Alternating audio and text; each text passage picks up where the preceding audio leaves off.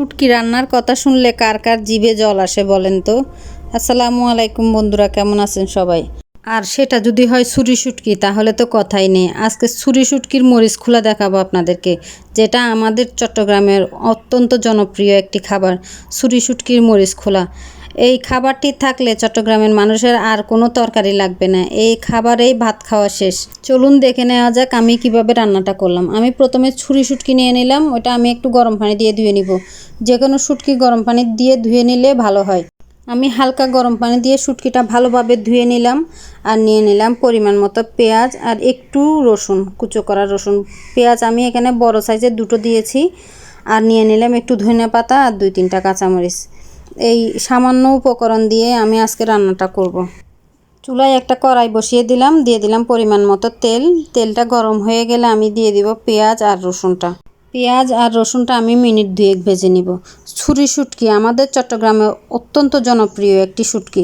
এই ছুরি শুটকির মরিচ খোলার নাম শুনলে জিভে জল আসে না এমন মানুষ আমাদের চট্টগ্রামে খুবই কম আছে। আমি পেঁয়াজটা ভাজা হয়ে গেছে, দিয়ে দিলাম পরিমাণ মতো একটু লবণ আর সামান্য পরিমাণ হলুদের গুঁড়া আর 2 চামচ মতো মরিচের গুঁড়া। মরিচ খোলা তাই মরিচের গুঁড়া বেশি লাগবে। আর দিয়ে দিব সামান্য পরিমাণে ধনিয়ার গুঁড়া। ধনিয়া আর জিরা এখানে মিক্স করা আছে, ওইটা দিয়ে দিলাম একটু পরিমাণ। মশলাটা যেন পুড়ে না যায় একটু পরিমাণ পানি দিয়ে দিব। পানি দিয়ে আমি এটা মিনিট খানিক রান্না করব। মিনিট খানিক রান্না করার পর আমি আর একটু পরিমাণ পানি দিয়ে মশলাটা ভালোভাবে কষিয়ে নেব, যেন মশলার গন্ধটা না থাকে। আমার মশলাটা কষানো শেষ, আমি এখন ছুরি শুটকিগুলো দিয়ে দিব। শুটকিগুলো দিয়ে আমি মিনিট খানিক এটা মশলার সাথে আমি রান্না করব। মিনিট খানিক রান্না করার পর আমি একটু পরিমাণ পানি দিয়ে আমি শুটকিটা কষিয়ে নিব, অল্প পরিমাণ পানি দিয়ে। লবণ একটু কম মনে হচ্ছে, আর একটু লবণ দিয়ে দিলাম। শুটকিটা কষানো শেষ হয়ে গেছে, এখন আমি অল্প পরিমাণ পানি দিয়ে শুটকিটা রান্না করে নিব। বেশিক্ষণ রান্না করতে হবে না, 5 মিনিট মতো রান্না করলে হয়ে যাবে। এই ছুরি শুটকির তরকারিটা আমাদের চট্টগ্রাম ছাড়া আপনারা আর কোন কোন জেলার মানুষ খেতে পছন্দ করেন কমেন্টে জানাবেন। আমার এই রেসিপিটি যদি ভালো লেগে থাকে লাইক কমেন্ট শেয়ার করে পাশে থাকবেন। আর সবাই বাসায় একবার হলেও বানিয়ে দেখবেন। যারা ঝাল প্রেমী ওরা আরও ঝাল দিয়েও খেতে পারেন, আমি অল্প পরিমাণে ঝাল দিলাম। আপনারা চাইলে আরও বেশি পরিমাণে ঝাল দিয়ে করতে পারেন।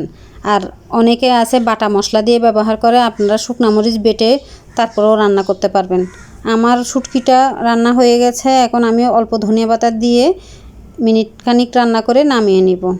দেখুন আলহামদুলিল্লাহ, দেখতে কালারটা অনেক সুন্দর এসেছে। আপনারাই বলুন কালারটা দেখতে কেমন হয়েছে আর রান্নাটা কেমন হয়েছে। সবাই ভালো থাকবেন, সুস্থ থাকবেন, আর বাসায় একবার হলেও বানিয়ে দেখবেন। দেখবেন খেতে দারুণ লাগে। অন্য কোনো আর তরকারি লাগবে না, এই তরকারি দিয়েই ভাত খাওয়া শেষ। আসসালামু আলাইকুম, আল্লাহ হাফেজ।